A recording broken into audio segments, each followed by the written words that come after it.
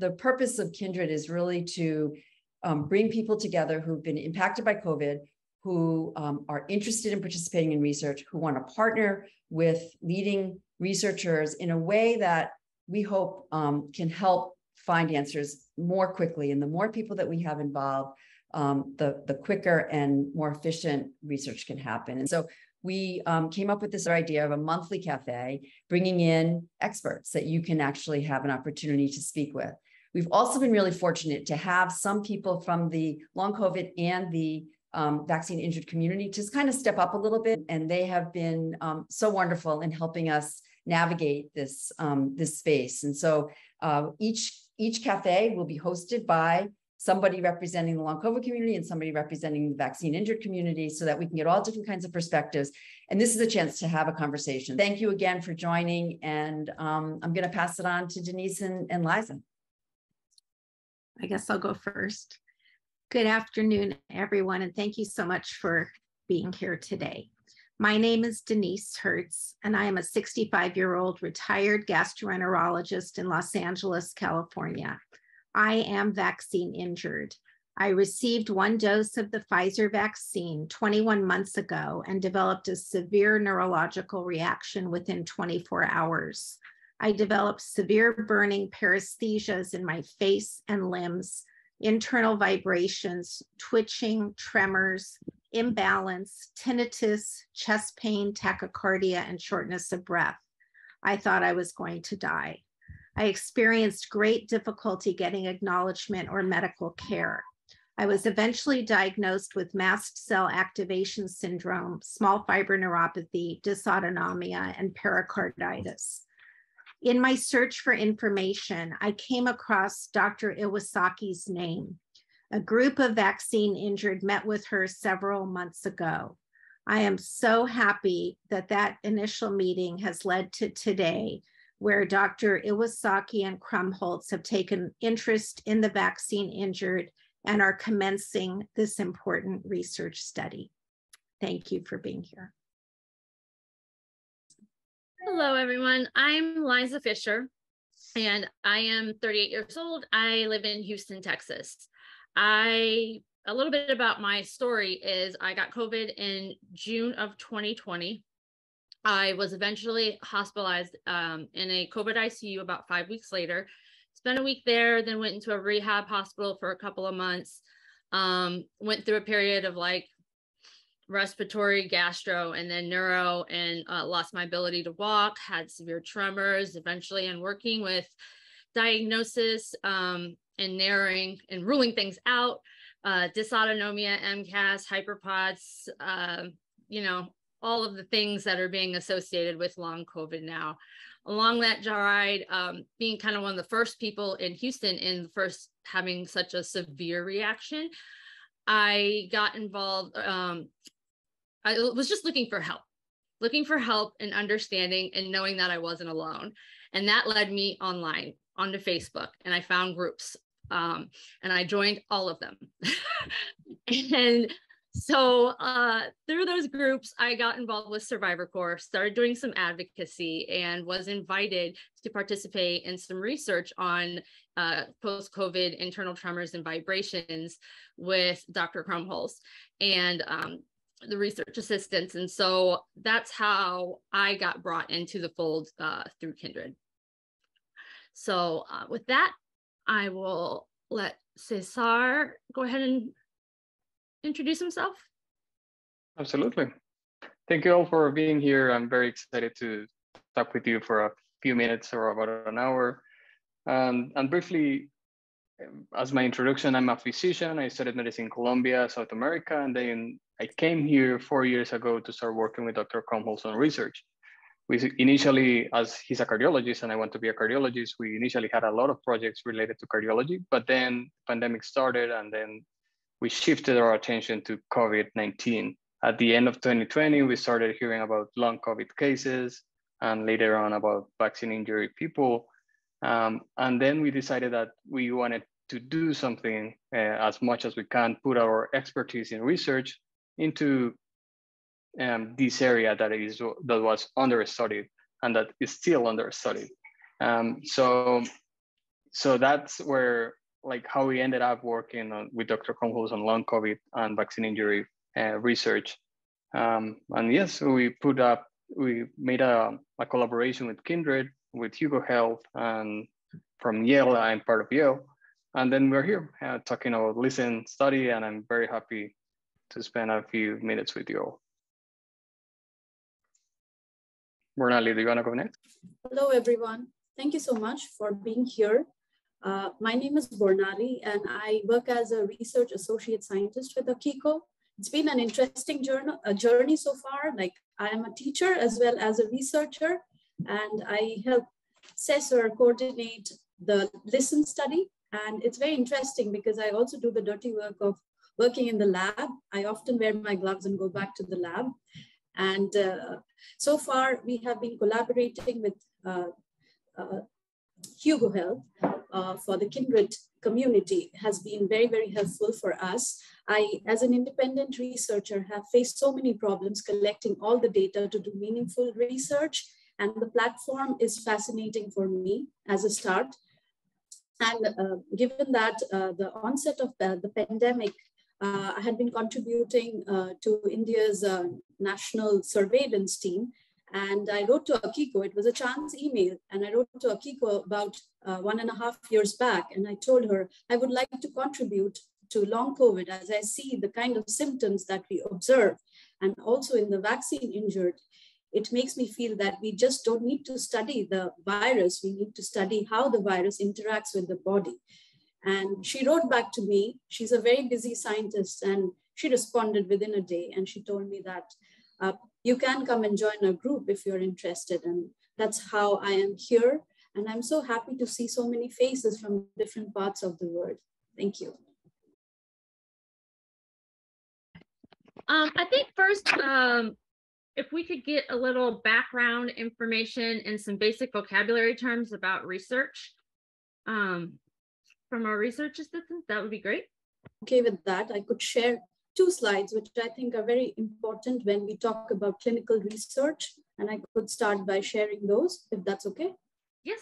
Every time when we talk about a study or have, a scientific idea in mind, and we would like to test our hypothesis, this is how we are kept in check, or we are told if you're dealing with any patient specimens or, with any kind of human information, this is where it all starts. These are the rules that we have to follow. And the federal law dictates that all of our study protocols that are being funded or not funded need to go through the Institutional Review Board. So what is the Institutional Review Board? The IRB is a committee required by federal law to protect the rights and welfare of human subjects participating in research activity. The committee meets this mandate by reviewing proposed and ongoing research activities, ensuring they meet specific criteria for approval. It is one component of a human research protection program. This is the IRB. We have a committee at Yale, and we have to pass whatever is the project proposal through the Institutional Review Board. And the federal regulations say that it is a federal law which is specific to research conducted or supported by a federal department or agency. If you're funded by any federal agency, you have to pass your project proposal through the Institutional Review Board. Having said that, I also must confirm that many of the universities do not care whether you're receiving federal funds or not. They want you to pass your proposal through the Institutional Review Board. And it has different parts. And as you can see in the common rule, which is actually accepted by most of the universities for all the proposals, is called a common rule. The other subparts are associated with the vulnerable population, pregnant women, neonates, prisoners, children, and also with the registration of IRBs. Moving on from that, what does the Institutional Review Board comprise of? In accordance with the federal regulations, an IRB must consist of at least 5 members, including at least 1 member whose primary concerns are in non-scientific areas. Member from a general population, not the scientific community per se. At least 1 member whose primary concerns are in scientific areas so that they can evaluate the methods that we have proposed. At least one member who is not otherwise affiliated with the institution, so that there are no institutional biases, and who is not part of the immediate family of a person who is affiliated to the institution, so that everything is done in an unbiased manner. The next jargon that we often use, and you have been signing it and we have been co-signing it, the consent forms. What is a consent form? So when we submit to the IRB, we also propose a consent form which they look at. So what is this consent form? This is from the FDA side that I have been taking the definition. To make an informed decision about whether to participate or not to participate in a study, people need to be informed about what will be done to them, how the protocol, plan of research works, what risks or discomforts they may experience.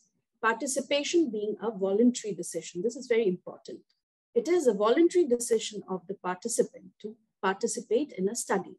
This information is provided to potential participants through the informed consent process, which you find in Kindred twice.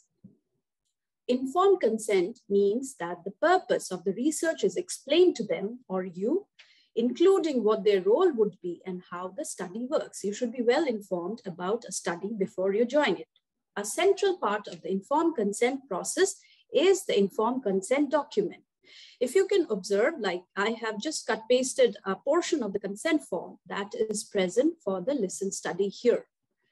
And what does it comprise of? It has different elements which should be there as a part of a consent form. A statement explaining that the study involves research, an explanation of the purposes of research, the expected length of the time for participation, a description of what procedures will be completed during enrollment, information about all the experimental procedures, a description of any predictable risks, any discomforts, any possible benefits, a statement describing the confidentiality of information collected during the study, how records that identify the subject will be kept. For research involving more than minimal risk, information, including any explanation on compensation, etc., should be given if there is an injury.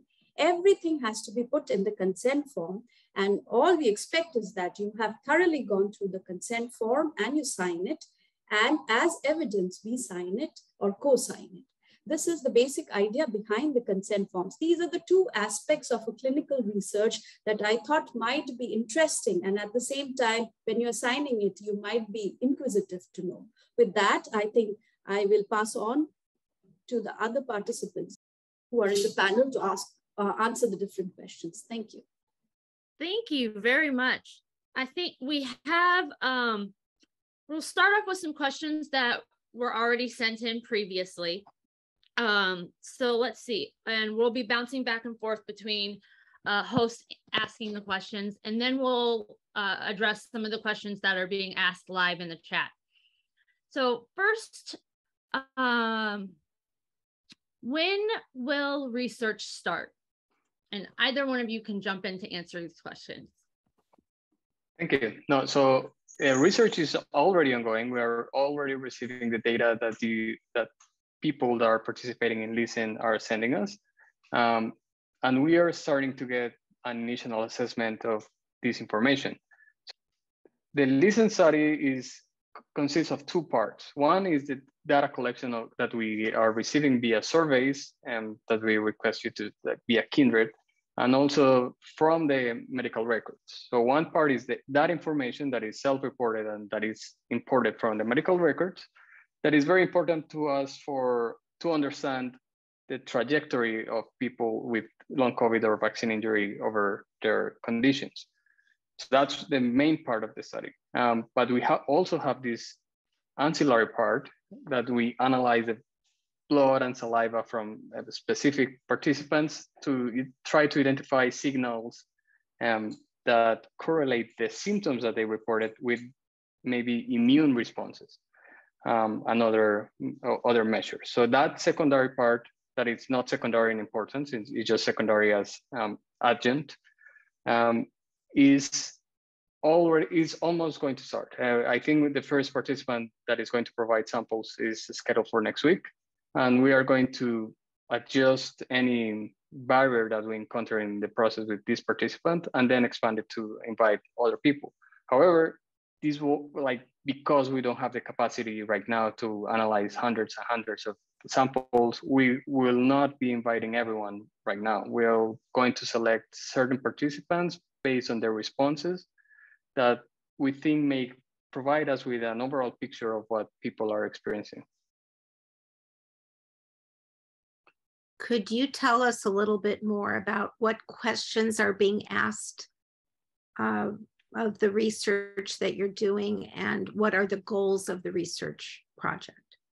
Absolutely. So the main goal, the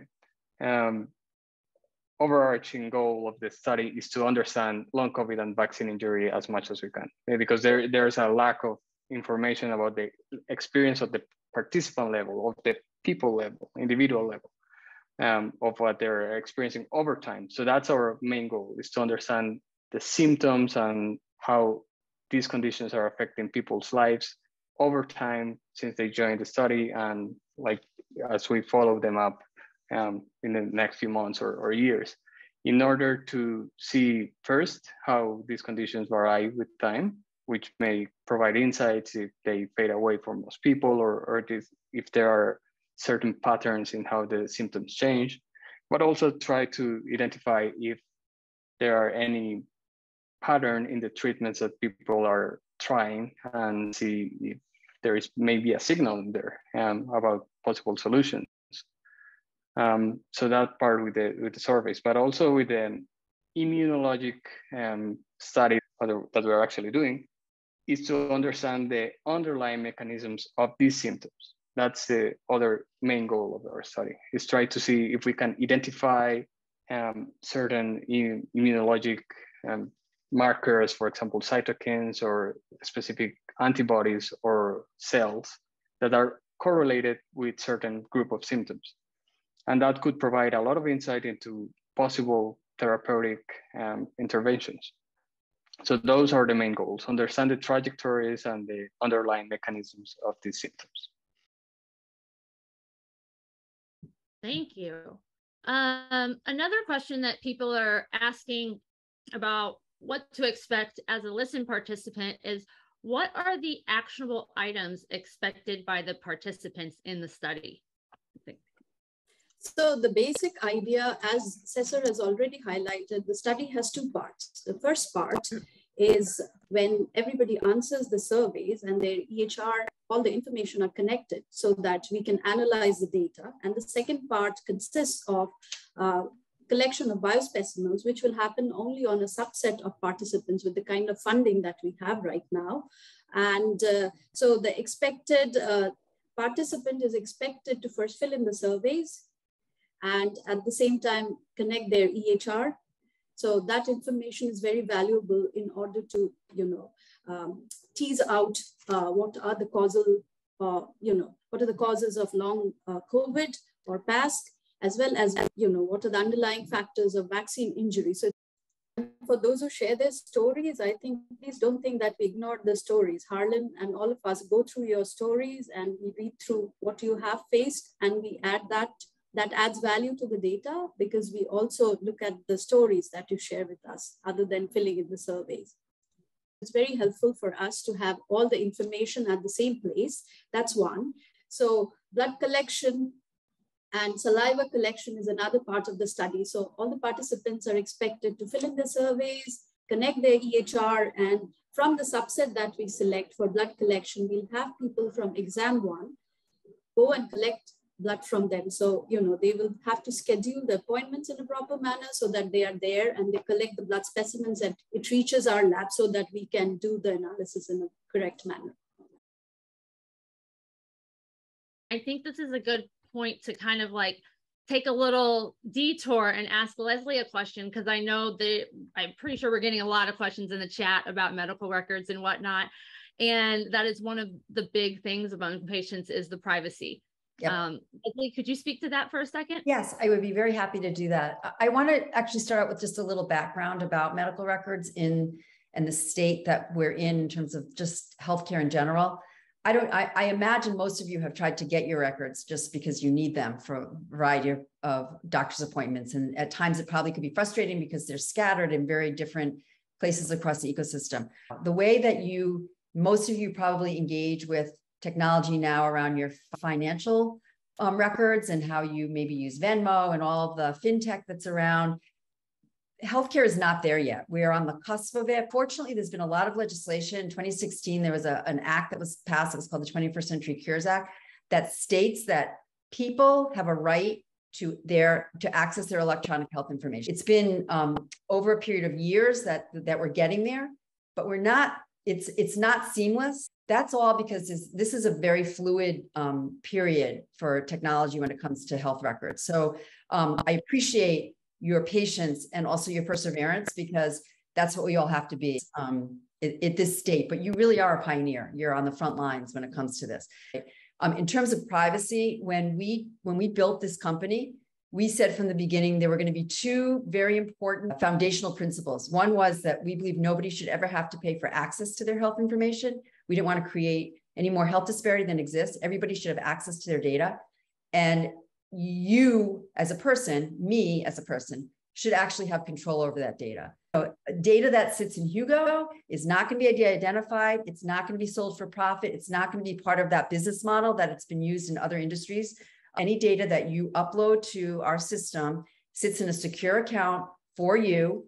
Over time, we're building out the functionality for you to be able to view that data. But in the meantime, it is securely held in the cloud for you.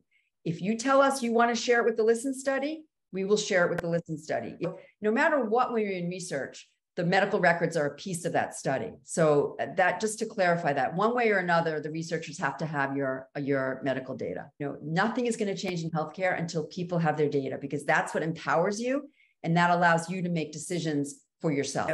Leslie, there was one more issue with the medical records, that some people have their families connected to their electronic health record, and how can they be protected? So we actually check that when we take the information down, that the name with the record is your name. So when you sign up and give us your name, we make sure that we're only pulling medical records that are related to that name. Oh, we don't go and check any other family members, just you, because you are the one who gave us your consent to access your data. All right, so we'll move on to the next question, and that is, how are the vaccine injured being included in this study, and what are the goals for the vaccine injured? As I told you earlier, the goal is to understand the trajectory of the symptoms and treatments of people both with long COVID and that have been vaccine injured. We have some specific questions related to vaccine injury. We have data, we are collecting data on specific kind of vaccines, the type of vaccine that people got, the date, and we're trying also to understand if there are patterns in that area, and to understand their experience, and to understand what may be happening on their immune system if we can identify something with that. So yeah, it will be the same kind of analysis that we're doing with long COVID participants. Just with the exposure not being long COVID, but being vaccine injured. Will and how study participants be notified of their results? That's a great question. So we will, as most research papers, we will publish after months of analysis, we'll publish a paper. In that paper, we'll publish the summarized results of everyone that participated. We won't ever publish identifiers. So in that data, we won't have information of a specific people, just a summary of the overall group. So that's one way that we're going to share the results, but we're also going to share the individual results with participants as we get it and as we analyze them, and particularly the blood samples and saliva samples that we are going to analyze. Bornali works on their analysis and producing a report that we can share back to each person that contributed their own samples. So that would happen after people provide the samples and after it's analyzed. And important to note that that data is of research value, it's not clinical. So we don't expect you to act or to change your medical care based on that information, because we are measuring things that may not be informative of, like, for a clinician. So first, so I would like to add a little on to this. Cesar has very specifically pointed out everything that we have planned so far, and all the research results de-identified. It has been mentioned in your consent forms as well that we will not share your identity. It will only be de-identified results all the time. And research studies or publications do not accept identifiable information. We only provide de-identified data, analyze the data, and present our results. All of this information will also be available in the Kindred website or the Listen website. Any publication that happens, or if we are able to find reasonable findings or tease out good reasons behind all of these symptoms that has been observed in any of these in past or in vaccine injury, will be made into publications, and they will be shared with every participant, members of the public, so that we have good reviews as well as we can progress to do better research. That reports. Thank you. So yeah, I saw also a comment regarding why we're not focusing on treatments, we're not studying specific treatments.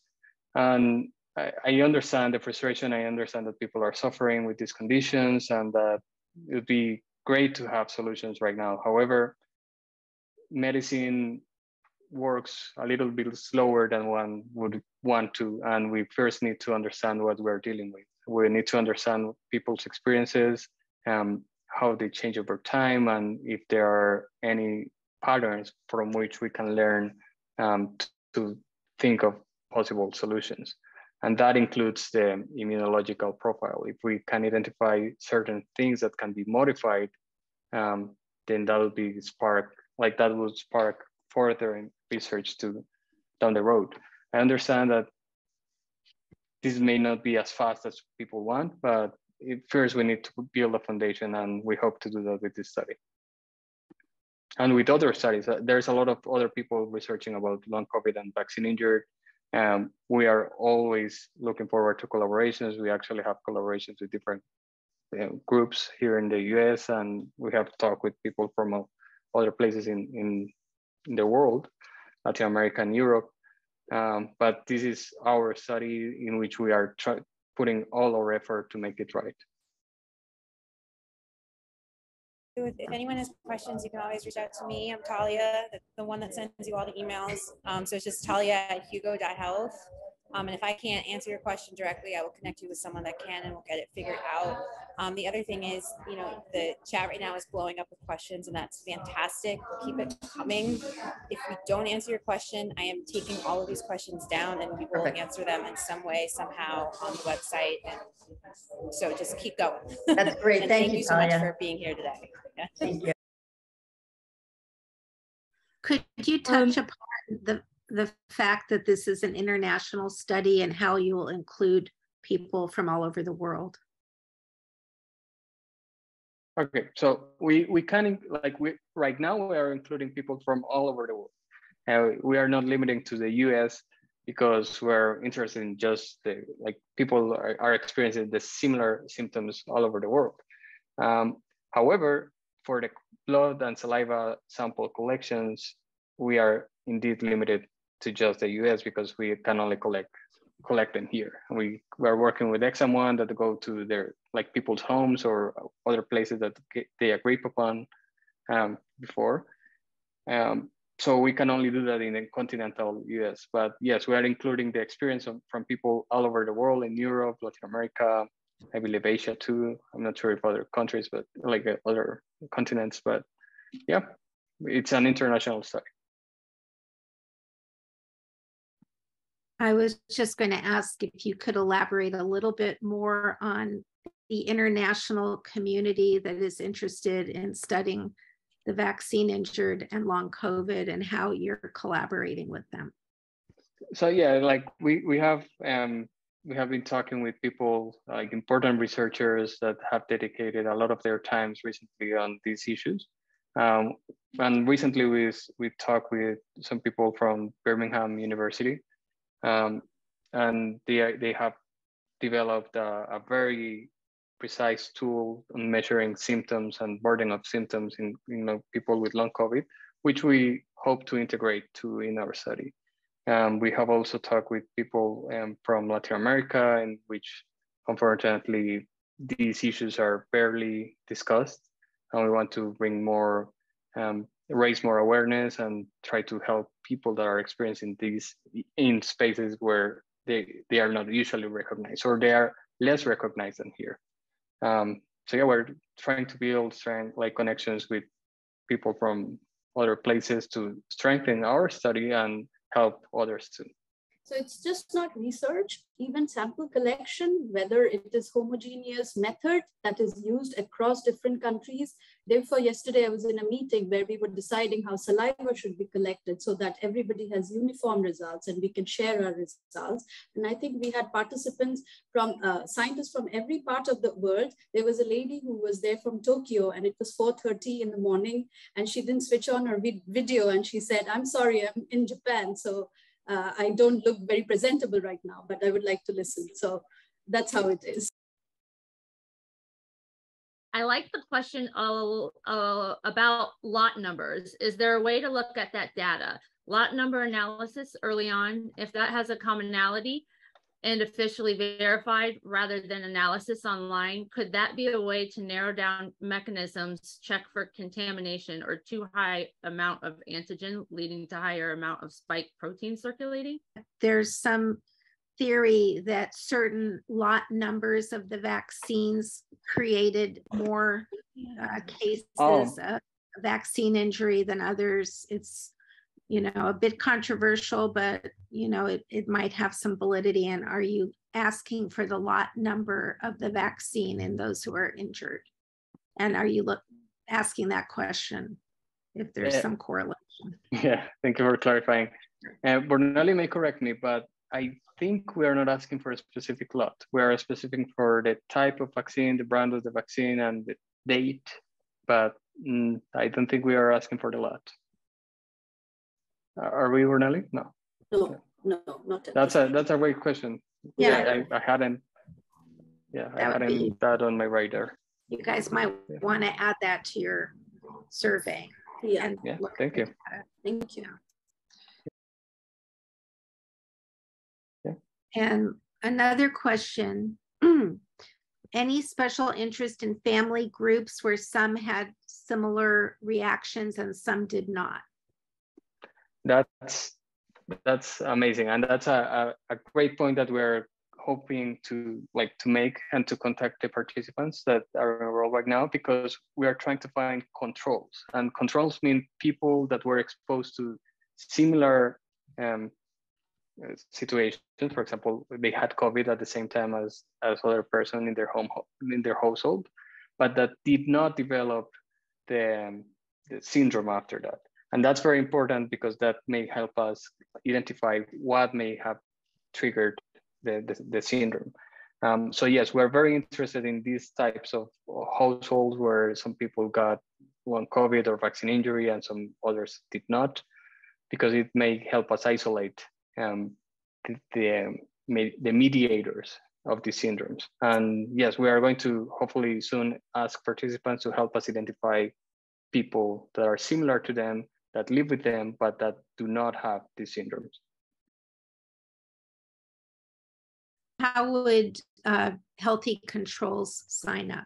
They can sign up to listen the same way as someone with long COVID or vaccine injured, and just respond no when they are asked if they had long COVID or vaccine injured. And it's very important for us to have them because they will help us isolate, as I said, like the experience of people with these syndromes and understand them better.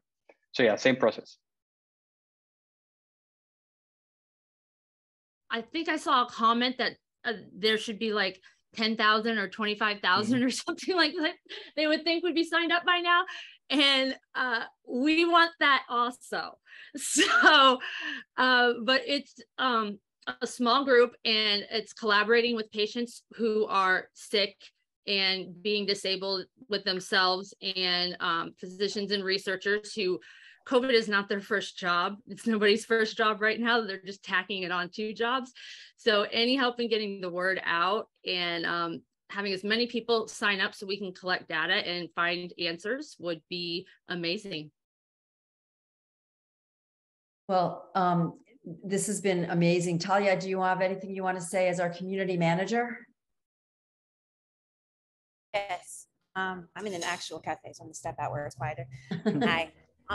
First of all, thank you everyone who's here for showing up. It really is incredible. It means the world. And also thank you to everyone who is connected with me to already share your story.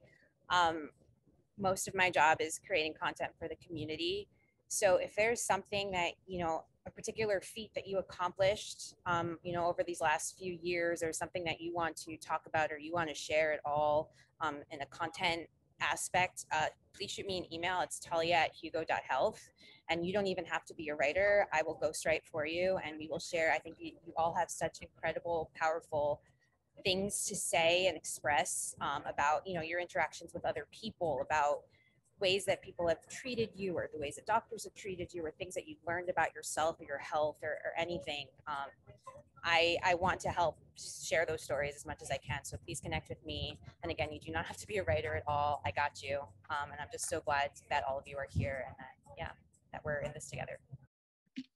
Can I mention something? Another reason why I am part of Kindred is I had personal conversation with Leslie, and what I liked is she kind of touched earlier about how we're moving with electronic records and putting it in patients' hands. Is not only can we possibly be a part of this study and others, but we as the patients can provide, we already have our information in one place. We can start creating ideas for studies, bringing study ideas to the researchers already with a set of data ready to go. So I think that's pretty Yes. A nice thing about Kindred. I see one question real quick, and it's, do we have hope? Yes. Yes is my answer. I hope it's a lot of answer. I think it's a personal answer, but as a group, we have even more hope. I've been dealing with this. It's completely destroyed my life.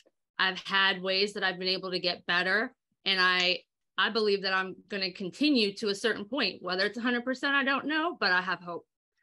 And you guys give us hope by being interested in what's happened to us and working hard to find answers for us. So we're eternally grateful to all of you. Thank you. Well, I'm going to close this out. I again, just so honored that all of you have taken the hour to spend it with us. We truly are touched and really appreciate that and appreciate your involvement. Again, you know, you can help us get the word out. That's just going to be the best thing for all of us. Just some housekeeping. If you are in Listen, you should get an invite tomorrow to the town hall that Akiko and Harlan are going to be doing next Wednesday from 5 to 6 p.m. It also will be recorded if you can't make it. That is only open to people who are in the Listen study, and it will be limited to 500 people. But if you have ideas, if you have things that you would like to see, reach out to Talia, let her know. Reach out to me, Leslie@hugo.health. Thank you for taking the time today. Thank you, everyone. Bye. And thank you to our hosts and our guests.